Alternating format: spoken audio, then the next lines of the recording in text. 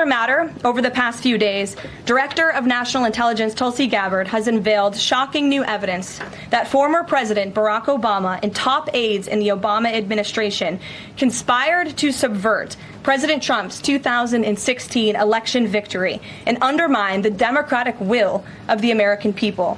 While publicly pretending to engage in a peaceful transfer of power, in private, former President Obama went to great and nefarious lengths to try to sow discord among the public and sabotage his successor, President Trump. The new evidence released by the Director of National Intelligence, who is here with me today, confirms that the Obama administration manufactured politicized intelligence, which was later used as the justification for baseless smears against President Trump in an effort to try to delegitimize his victory before he even took the oath of office.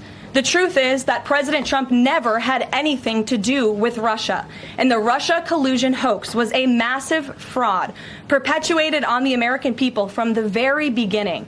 And the worst part of this is Obama knew that truth, and so did all of the other corrupt officials involved in this scam, including former CIA Director John Brennan, former Director of National Intelligence James Clapper, former FBI Director James Comey, former Deputy Director Andrew McCabe, and many others.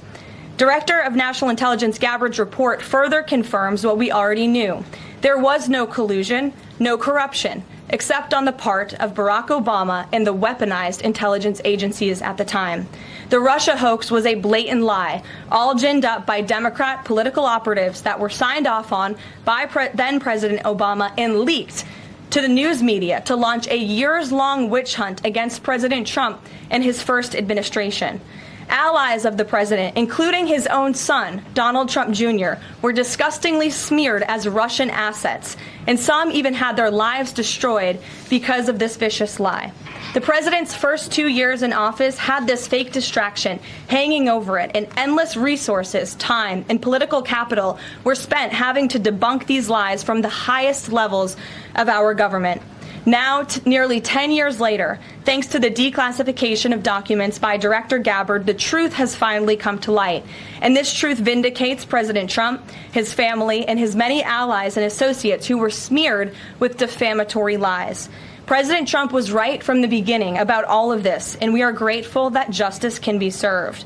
Now, we have even more damning evidence implicating those who tried to sabotage a duly elected president and did grave material harm to our republic. Thanks to additional important work done by CIA Director Ratcliffe, Committee Chairman Rick Crawford over the past few months, a newly declassified 2020 report prepared by the House Permanent Select Committee on Intelligence, which DNI Director Gabbard has declassified, found that the intel community did not have any direct information that Russian President Vladimir Putin wanted to help elect President Trump in 2016. And in fact, Russia was actively preparing for a Hillary Clinton victory. But at the unusual direction of Barack Obama at the time, the intel community published implausible intelligence suggesting otherwise. Why? To sabotage the incoming president. This is truly one of the greatest political scandals in American history. And reporters at legacy outlets, some of which are sitting in this room today, like the New York Times and the Washington Post, were ridiculously awarded Pulitzer Prizes for their perpetuation of this hoax. It's well past time for those awards to be stripped from the journalists who receive them. It is not journalism to propagate political disinformation in service of the Democrat Party and those in the intelligence community who hand over out of context and fake intelligence to push a false political narrative.